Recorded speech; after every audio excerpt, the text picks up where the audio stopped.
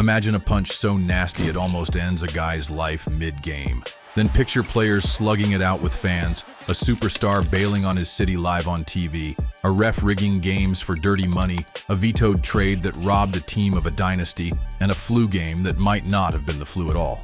They're the league's most jaw-dropping controversies, packed with drama that still gets fans heated. The malice at the palace. There were so many bottles and cups thrown. There's our test after what Jim Gray reported.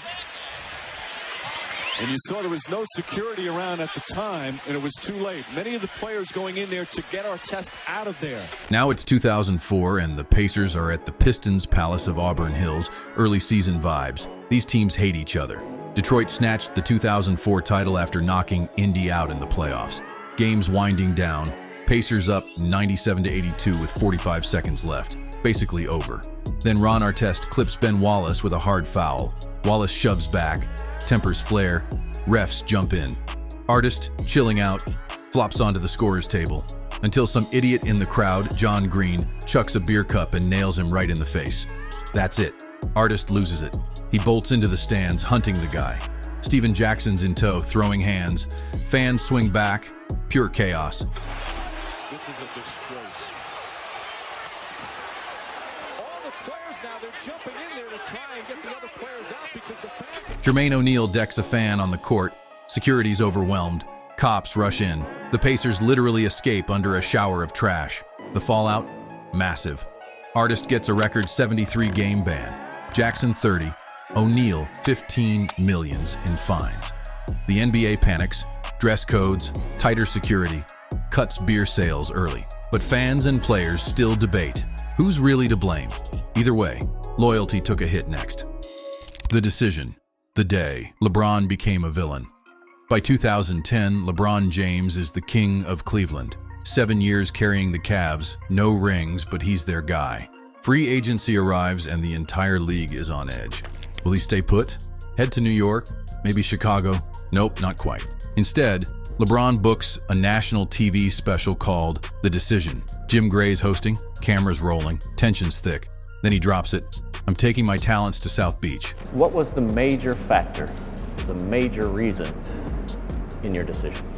I think the major factor and the major reason in my decision was the best opportunity for me to win, and to win now, and to win into the future also. Cleveland loses it. Fans burn his jerseys outside the arena. Kids bawl. Owner Dan Gilbert fires off the infamous Comic Sans meltdown, calling it betrayal. Overnight, LeBron goes from hero to villain. Selfish, ring-chasing. He proves them wrong with 2 titles in Miami, but that one move changes everything. Still, some betrayals cut even deeper. Tim Donaghy scandal. 2007, the NBA's biggest rigging scandal. 3 years before LeBron's move, the league's rocked by an FBI investigation. Tim Donaghy, a ref with 13 years in, gets caught fixing games. This dude wasn't just betting on NBA games. He was releasing inside info to gamblers and influencing point spreads. Could be 100-plus games compromised. Tim was picked up with conversations between the other cooperator, and they then knew him. They just followed that and knew that there was a corrupt NBA official. Fans start rewatching old footage. 2002 Lakers-Kings Game 6, 2006 Finals, sketchy calls everywhere. Donaghy cops a plea, does 15 months, and drops a bombshell. Other refs were in on it. The NBA swears he's a lone wolf, but the damage is done. Every close whistle feels corrupt now. David Stern calls it a rogue ref situation, but let's be real, the doubt never left. And just when fans think nothing could shake the league harder, one team makes a move so insane, it still has them fuming. The Chris Paul trade veto, the deal that never was. December 2011, NBA fans are losing their minds. The Lakers are about to land Chris Paul in a 3-team deal. CP3 in his prime teaming up with Kobe Bryant, dynasty incoming. But then boom, the league steps in. Commissioner David Stern vetoes the trade, citing basketball reasons. Fans call it rigged. Stern, acting as temporary owner of the New Orleans Hornets, blocks the move, fearing it makes the team unmarketable. Instead, Paul goes to the Clippers, creating Lob City, but never winning a ring. This moment changes everything. Franchise power shifts, super teams adjust, and fans still argue. Did the NBA cheat the Lakers?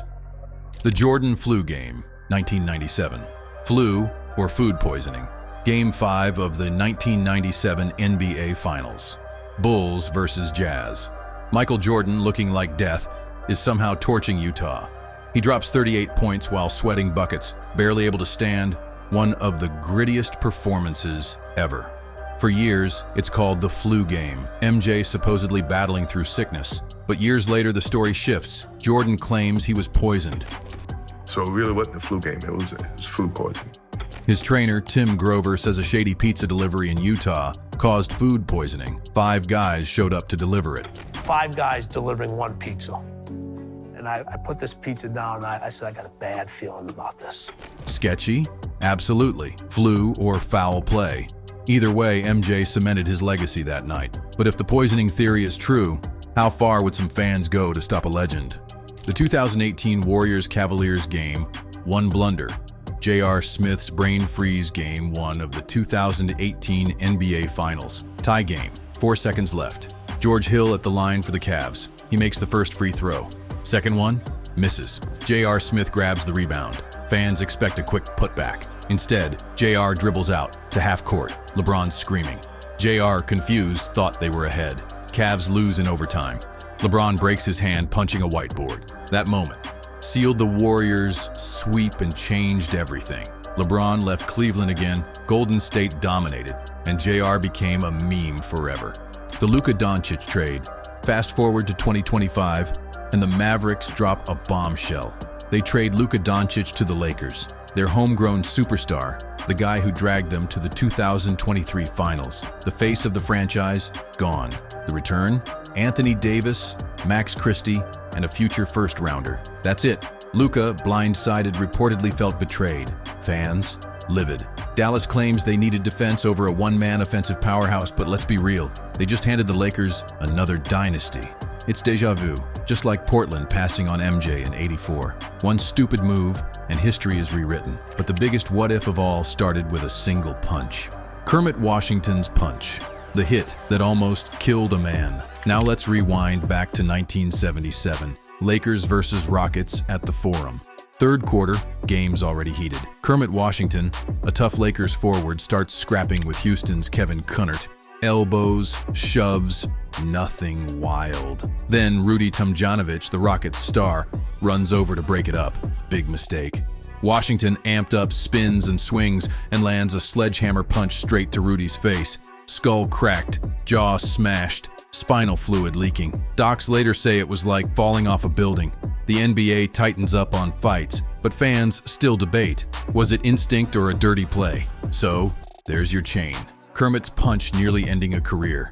Malice at the Palace exploding into a riot. LeBron's TV betrayal. Donaghy rigging games. The Chris Paul veto rewriting NBA history. MJ's flu game mystery. J.R. Smith's finals brain freeze. And the Luka trade that could haunt Dallas forever.